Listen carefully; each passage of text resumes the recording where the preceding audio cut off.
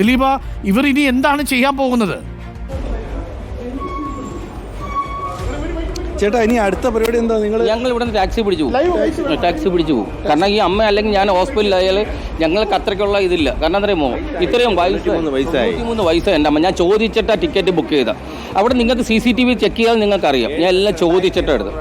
പൈസയും അടച്ചില്ല. ഒരു ദിവസം മുമ്പ് ഞാൻ ബുക്ക് ചെയ്തതാണ്, ചോദിച്ചിട്ടാണ് എടുത്തത്. പക്ഷേ ഈ അമ്മേനെ കൊണ്ട് ഞാൻ എങ്ങനെ ട്രാവൽ ചെയ്യും? ബസ്സിൽ ഡാൻസ് പോട്ടെ, പക്ഷേ ഈ അമ്മയെ കൊണ്ട് ഞാൻ അവിടെ ഗുരുവായൂരിൻ്റെ അടുത്ത ഹോസ്പിറ്റലിലാക്കണോ? ഇതാ മെയിനായിട്ട് എൻ്റെ പ്രശ്നം ഇതാണ്. കാരണം അമ്മയെ കൊണ്ട് ട്രാവൽ ചെയ്യാൻ പറ്റില്ല. ഞാൻ അത് പറഞ്ഞിട്ടാണ് ടിക്കറ്റ് എടുത്തത്. അപ്പോൾ അവിടെ തന്നെ ഒരു 3 സ്റ്റാർ ഇട്ട ഒരു പുള്ളി ഉണ്ടായിരുന്നു തൊട്ടടുത്ത് അപ്പുറത്തെ റൂമിൽ. ഞാൻ ടിക്കറ്റ് എടുക്കാൻ നേരത്ത് അപ്പോൾ പുള്ളി ഇതെല്ലാം കണ്ടുകൊണ്ടിരിക്കുകയാണ്. ഞാൻ കുറേ പ്രാവശ്യം ചോദിച്ച് പിന്നെ ഇവരുടെ അടുത്ത് എല്ലാം വിളിച്ച് ഫോൺ ചെയ്ത് അഡ്വൈസ് ചെയ്തിട്ടാണ് ഞാൻ ആ ടിക്കറ്റ് എടുത്തത്.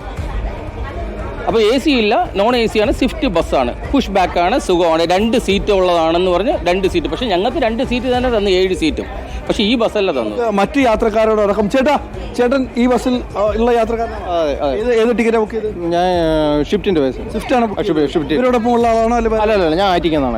3 പേരുണ്ട്. ഷിഫ്റ്റ് ബുക്ക് ചെയ്ത് ഇത് ഈ ബസ്സാണെന്ന് പറഞ്ഞ് ഈ ബസ് കയറാൻ പറഞ്ഞു.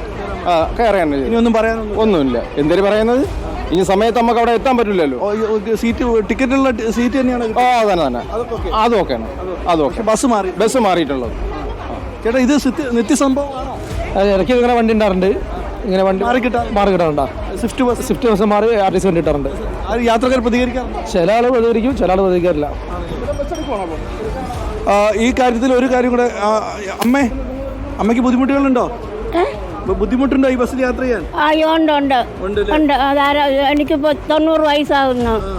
എനിക്ക് ബുദ്ധിമുട്ടുണ്ട്. ഞങ്ങൾ ട്രെയിനിൽ ടിക്കറ്റ് കിട്ടാത്തതുകൊണ്ട് കൊച്ചിന്റെ പ്രോഗ്രാം മുടങ്ങുമെന്നും പറഞ്ഞുകൊണ്ടാണ് ട്രെയിനിൽ AC ബുക്ക് ചെയ്തവരാണ്. അത് കിട്ടാത്തതുകൊണ്ടാണ്. ടിക്കറ്റിന് വില എത്രയാടാ? ഒരാൾക്ക് 400 രൂപയാണ് ഡോക്ടർ അരുൺകുമാർ ഒരു കുടുംബമാണ്. സൂപ്പർ ഫാസ്റ്റിൽ എത്രയാണ് ചാർജ്? സാധാരണ ടിക്കറ്റിന് എത്ര രൂപയാണെന്നറിയാം? അതറിയില്ല. ഓക്കെ, ഒരു സാധാരണ ടിക്കറ്റിന് എത്ര രൂപ ചാർജ്? സാധാരണ ടിക്കറ്റ് എവിടേക്ക്? ഗുരുവായൂരല്ലേ?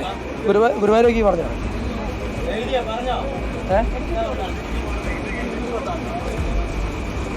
സ്വിഫ്റ്റിന് പകരം സാധാരണ KSRTCയുടെ സൂപ്പർ ഫാസ്റ്റ് ബസ് ഇട്ട് കൊടുത്തു.